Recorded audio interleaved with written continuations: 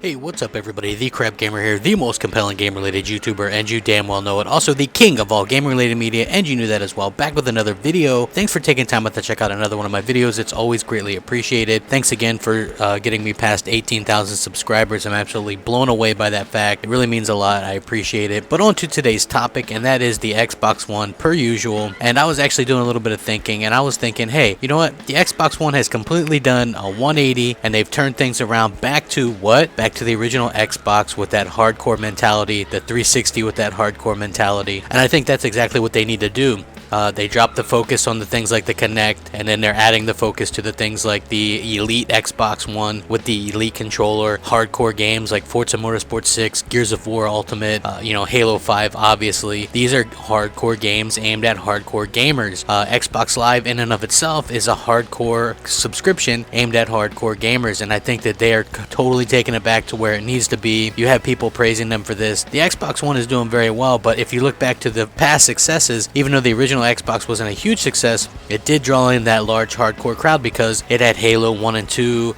Escape from Butcher Bay, it had that robust online service, games like Forza Motorsport, which is obviously back, Project Gotham Racing. There was a lot of really good games, Crimson Skies, Panzer Dragoon, Shenmue 2. It was a hardcore gaming machine. Dead or Alive 2. There was just so much content, so even though the PS2 won that generation handedly, the Xbox wasn't without its merits as well. And then you go into the Xbox 360 and look at the games within the launch window that thing launched with that were only on Xbox 360.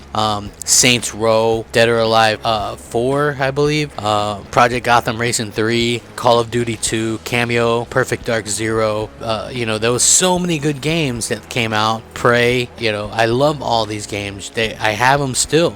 They're some of my favorite all-time games, and Microsoft did a good job at doing that. And then they released the Elite version, and that was even better. It was more hardcore and things like that. You could actually say that the Xbox 360 helped propel Call of Duty to where it is today, because Call of Duty 4 was such an amazing thing, and it was amazing pretty much because of the 360. You had Xbox Live, you had all those tournaments, even my clan was doing extremely well in that. And then you look, and the Xbox One maybe lost its way a bit with the initial reveal, but they've completely turned that around, and that's thanks to Phil Spencer. I love the hardcore approach. I actually love the underdog role in life, in sports, in everything. I really prefer the underdog role. I like what they're doing. It's more hardcore. You have Sony on the other side kind of focusing on these casual type indie games, casual VR, this stuff that a lot of the hardcore gamers don't really care about. And I'm glad that Microsoft is getting away from that. And even to hear Xbox boss Phil Spencer saying he doesn't really like VR and hopes that's not really a thing of the future, I love hearing that as a gamer. It tells me where Microsoft's head's at. I'm absolutely thrilled with that. What do you guys think about the hardcore nature of the Xbox One? Are you excited for it? Do you believe it's gone back to its hardcore roots as I do? Let me know in the comment section. Rate, comment, subscribe, rack 'em up. Thanks for watching, guys.